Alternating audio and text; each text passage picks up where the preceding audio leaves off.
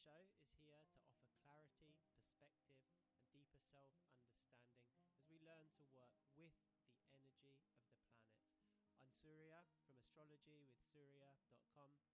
If this podcast resonates with you, do hit subscribe. It really helps this show to grow and allows us to continue sharing these thoughtful conversations from across the world of Vedic astrology. Enjoy the show. This episode is taken from a class I taught at the end of 2025, where we explored the major transits of 2026, particularly the slow-moving planets, and how they shape the broader emotional and collective landscape of the year. So what you're about to hear is a live class, slightly adapted for the podcast. I hope it gives you some helpful context for the year ahead. Enjoy. So we'll start with a short introduction, and then we'll discuss the three main transits of this year, which are Jupiter, Saturn, and Rahu Ketu, which I've kind of put into one, and how these might influence our consciousness and, collective and individual consciousness over the coming year. So let's start by talking a little bit about what the transits are. So you have your own natal chart, which is your birth chart.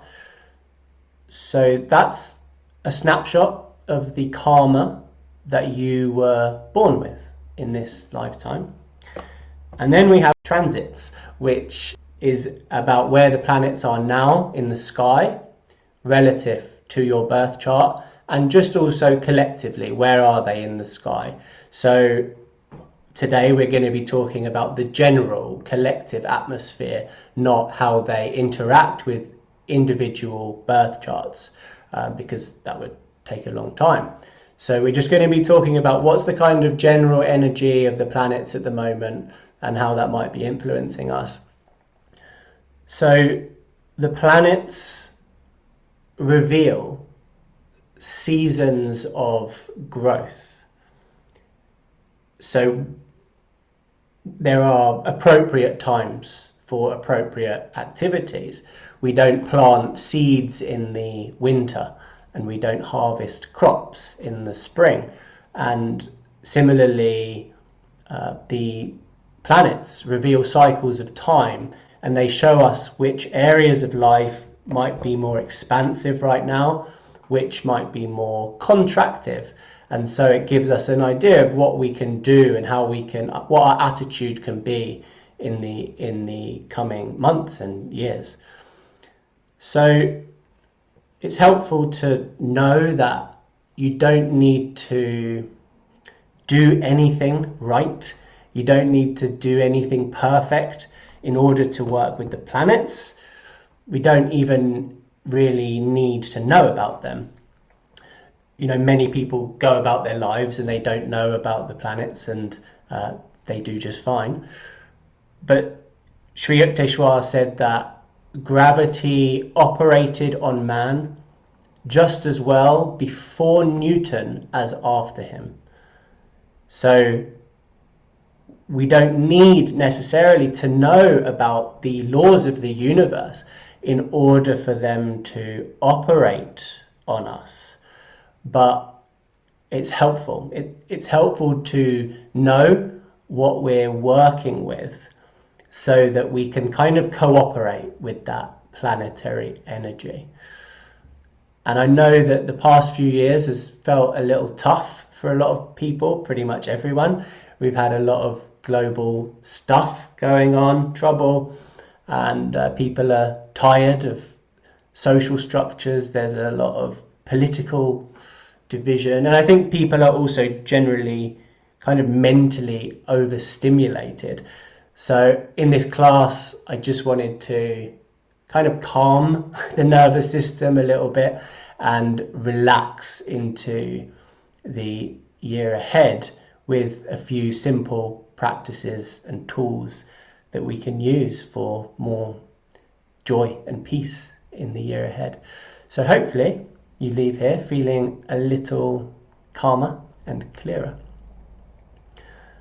Okay, so let's dive into the first transit, which is Jupiter in Gemini.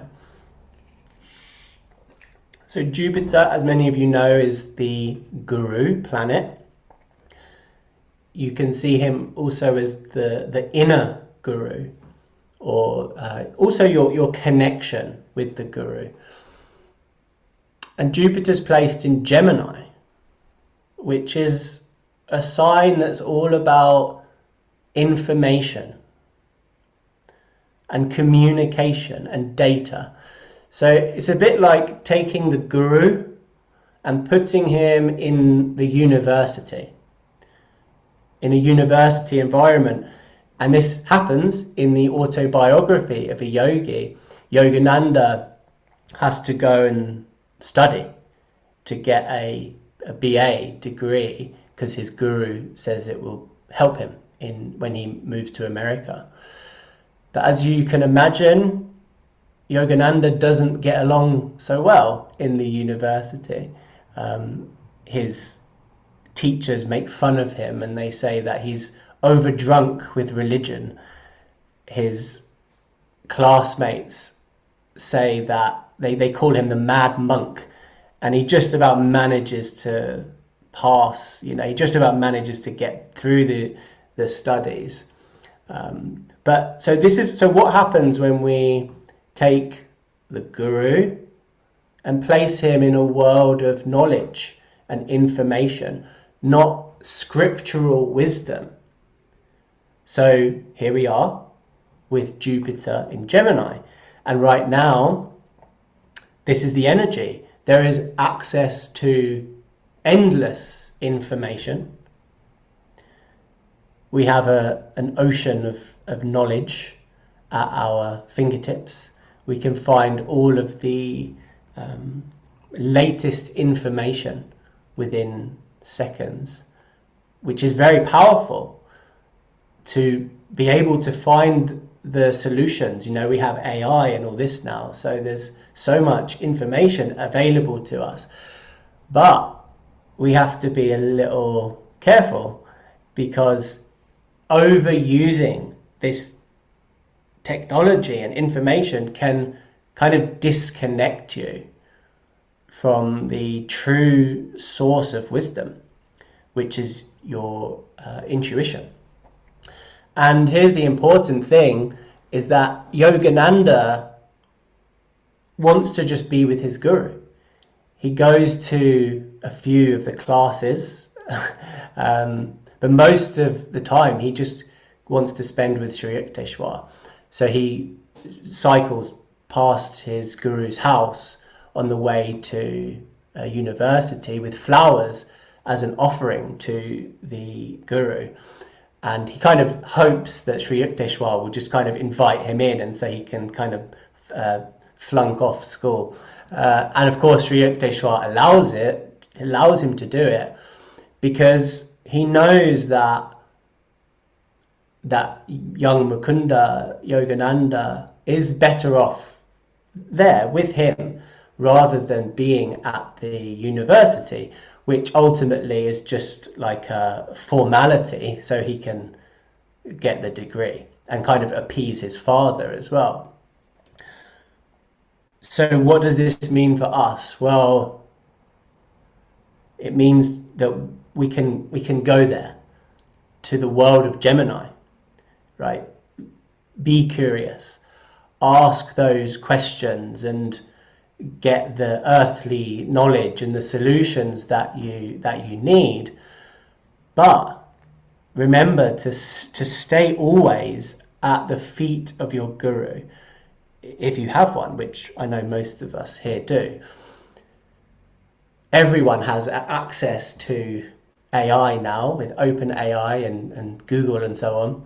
But how many people have a Satguru who knows all things past, present and future, right? And so the important thing is in this first half of the year up until June, to just remember that and to protect your spiritual practice, your meditation, which is the best remedy for excessive thinking and information overload. And to remember to ask your guru, your higher power, whatever that means, to you, for solutions. Because AI is a wonderful tool, but it's no match for the guru's wisdom. So after June, Jupiter then moves into Cancer, where he's very happy. He's known as exalted in Cancer. It's his favorite sign.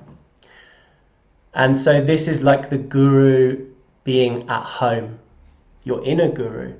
And so it reminds me a little bit of Lahiri Mahashaya, just being at home and meditating there with his disciples at his feet, very intimate, very comforting.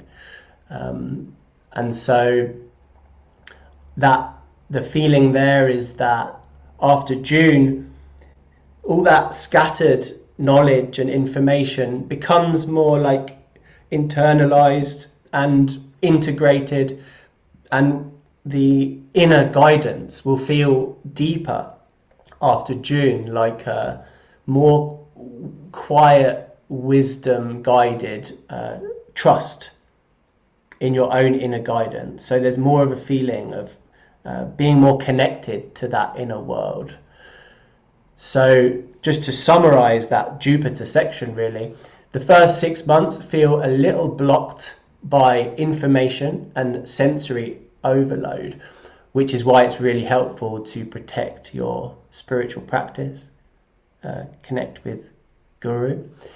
And then after June, in Cancer, the inner connection with the Guru is more like intimate and flows more easily. Okay, so that brings us swiftly to Saturn's transit. We've covered Jupiter, and I'm just trying to kind of boil these transits down into a helpful teaching. Jupiter and Gemini, you could say like lots of different things, but to try and find something within that which is kind of condensed down, which we can use in our daily life and practice. So for Saturn in Pisces, he's going to be there all year, from literally the whole time. He'll move backwards and forwards a little, but for the whole of 2026 he'll be in Pisces. So to get an idea of this, I want you to just imagine a spiritual community, and this community has open doors. Anyone can come in. There's no rules, no boundaries. People can eat what they want, smoke what they want, drink what they want, do what they want, praise whoever they want. And so how would people feel in that kind of community? That they, for the most part, would be quite uncomfortable. And Pisces can be a little bit like this sometimes. Pisces can be a little boundaryless. It can be a little chaotic. And that's especially the case at the moment, because up until the spring of this year, Rahu was in Pisces. And so he can cause some sort of chaotic feelings. So wherever Pisces is in your chart, let's say, that area of life could feel a little unstructured. Maybe it's finances or your daily routine, your spiritual practice, whatever. So when Saturn comes in there to that area of life, or he comes into this community, let's say, he sees what's going on and he says, what is going on here? And he installs some doors, he gives some rules, a schedule, some structure, right? That's Saturn's job right now, to create some boundaries and structure where that has been lacking. I'll tell you a personal story because I think it will help to illustrate this point. So for me, Pisces is my 5th house, which is about children. So when Rahu was going through there, up until the spring, we were unschooling our children, which is a way of, and we still are, educating our children outside of mainstream education, giving them freedom, giving them choices, and helping them to develop their own autonomy. That was Rahu, and that was great, that was fine.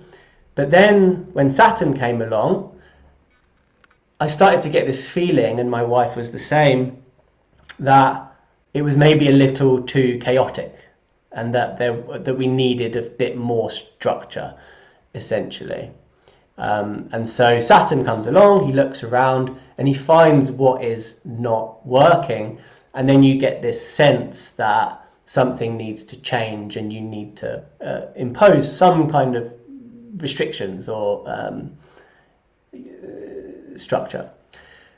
And so that's what we did. We started adding some routine, encouraging self-discipline, giving them some small academic tasks, and just focusing a bit on consistency as well. So without even looking at your chart, you can just reflect on, are there any areas of my life that would benefit from more structure or discipline? Because in this coming year, Saturn supports that. So you can think about that now if you want. We won't take time for it, but you could write down something, an area of your life, if you wanted to, where you feel that some more gentle structure or discipline would be helpful. Now, one other aspect of Pisces that I'll just mention is that it's a sign of deep feeling.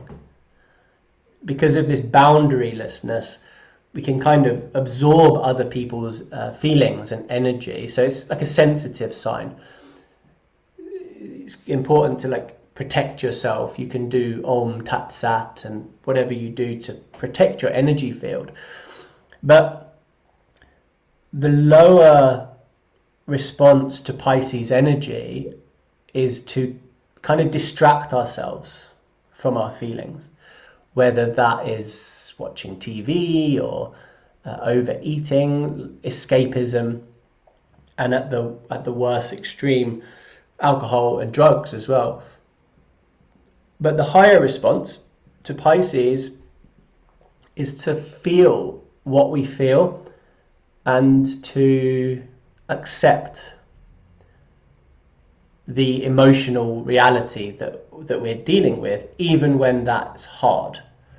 Because when Saturn is in Pisces, if we try to avoid our feelings or distract ourselves, numb ourselves, then he's gonna make us more aware, and he's gonna bring a greater sense of discomfort.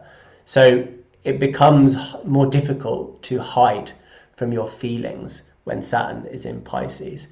So really, he's just asking us to take responsibility for how we feel. So if we're overwhelmed a little by personal difficulties or global ethical dilemmas, the question becomes, how do we respond to that? Is our tendency to distract ourselves? Is our tendency to become emotionally reactive and hostile towards others? Or are we able to slow down and to feel what is asking, what needs to be felt? Saturn, he's not asking us to care less or to feel less, but just to hold those feelings with more non-attachment and calmness. So that brings us to our last transit, which is Rahu and Ketu, who are moving through Aquarius and Leo this year.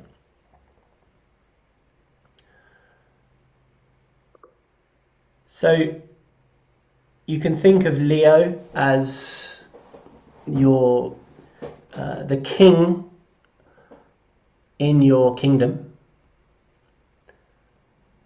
like the king sitting on his throne.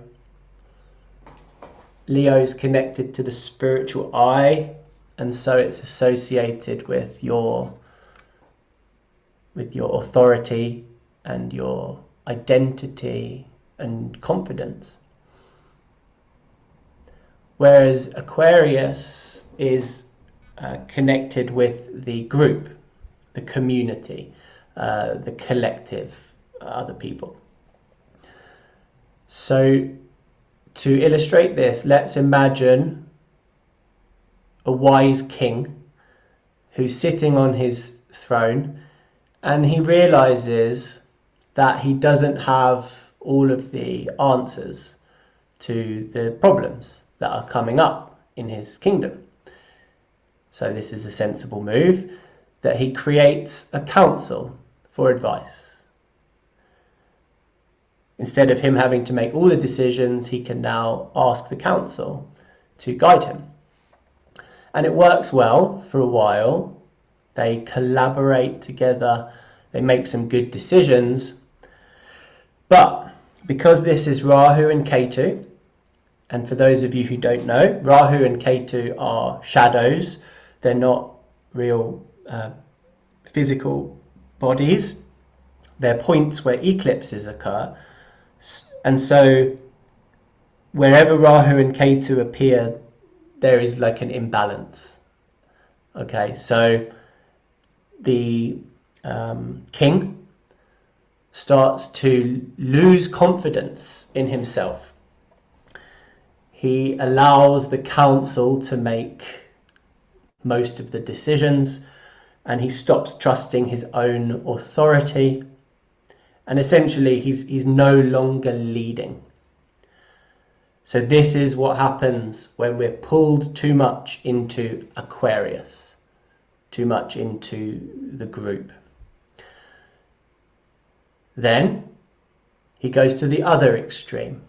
Rahu and Ketu always work in this like back and forth between extremes. You go into one, and then you overcompensate by going too far into the other one. And so the king starts to get annoyed with the council. He ignores their decisions. He dismisses them. He says, I'll do it alone. And so then he begins to rule alone from pride and insecurity. And this is what happens when we go too far to the other extreme, which is going too far into Leo. So the healthy expression of this, which is hopefully what we can move towards, is getting that balance right between listening to the council and not giving up our own authority. Okay, so ultimately the king wants to make the final decision, but rooted in his own authority, guided by the wisdom of the group, but he makes that final decision. So this year, that energy is coming up for us, for some people more than others, remember, because it depends on the axis. If this is like in your first and seventh house, this will be very prominent, but it depends on your chart as well. But for a lot of people, there may be this tension between our own authority and the authority of the group of people, the collective. So maybe we lose our voice in the group.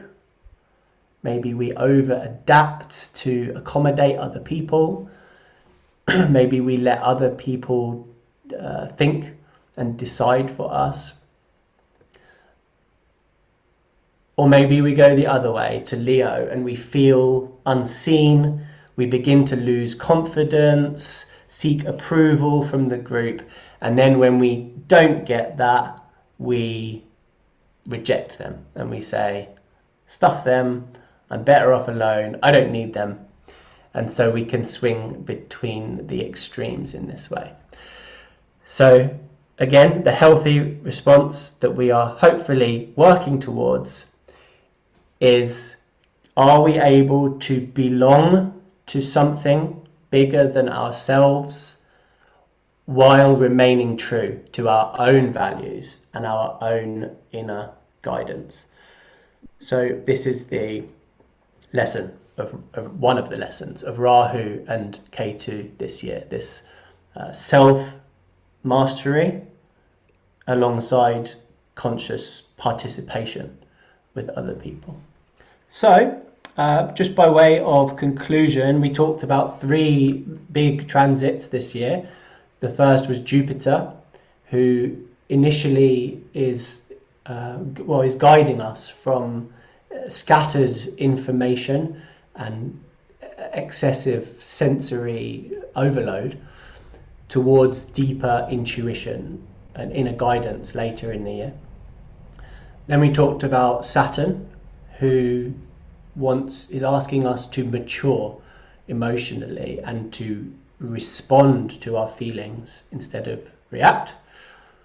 And then finally we talked about Rahu and Ketu, who invite us to balance our own authority with belonging to a community, the collective, a group.